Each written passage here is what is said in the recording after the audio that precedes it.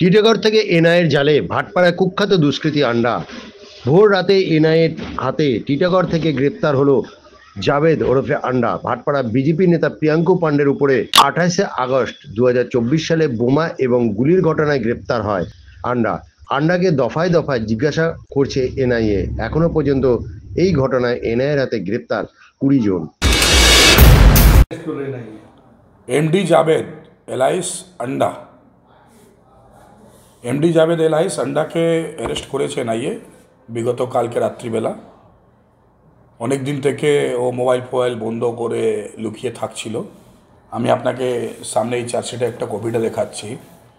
সেখানে সোমনাথ স্বামী চিনি জগদ্দল এমএলএ প্রথম 6:28 সকালবেলা তার নম্বর 9330982826 নম্বর থেকে প্রথম ফোন করে এমডি টিপুকে, আর এমডি টিপু প্রথম ফোন করে এই এমডি জাভেদকে।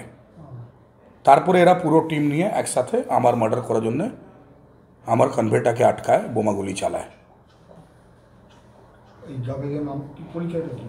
এমডি জাভেদ আন্ডার নামটা প্রথমেই আমরা এফআইআরে কমপ্লেনে দিয়েছিলাম। যত লোকের কমপ্লেনে নাম দিয়েছিলাম তার মধ্যে এমডি জাভেদ ছিল। সেই এমডি জাভেদকে আন্ডাকে অ্যারেস্ট করেছেন এনআইএ। এবার রয়ে যাচ্ছে কমপ্লেনের মধ্যে একজন নাম সোমনাথ স্বামী চিনি জগদ্দল এমএলএ, যে মূল কাণ্ডারি, আমার যে মার্ডার করার চক্রান্ত করেছিল মূল কাণ্ডারি সোমনাথ স্বামী চিনি থেকে যাচ্ছে।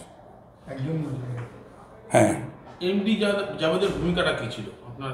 এমডি জাভেদ আন্ডা যখন প্রথম যে বোমাটা চলে তার মধ্যে বোমা চালানোর মধ্যে একজন, এরপরে গুলিটা যখন টানা চলতে থাকে সেই গুলি চালানোর মধ্যেও আছে, ভিডিওতে প্রকাশ্যে দেখাও গিয়েছে।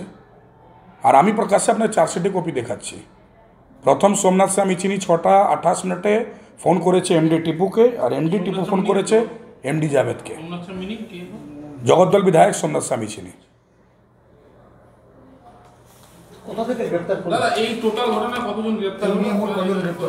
এটা নিয়ে 20 জন আছে। কিছু কিছু লোক তো আরও আছে যাকে ভিডিওতে পাওয়া যায়নি আর চিহ্নিত করা যাচ্ছে না। 50 থেকে 55 জন অ্যাটাক করেছিল আমাদের উপরে। তার মধ্যে আস্তে আস্তে করে 20 জন অ্যারেস্ট হয়েছে। আজকে যে গ্রেপ্তার হলো তার নাম এমডি জাভেদ এলাইস আন্ডা। কোথা থেকে গ্রেপ্তার করলো? সেটা টিটাগড়ের থেকে অ্যারেস্ট করা হয়েছে, এনআইএ অ্যারেস্ট করেছে।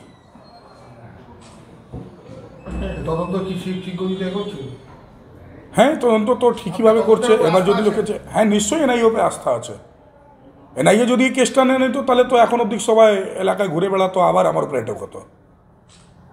এনআইএ এই কেসটা ইনকোয়ারি করছে বলে তারা সবাই অ্যারেস্ট হয়েছে, আর আজকে দিনের সঠিক জায়গায় তদন্তটা চলে এসেছে।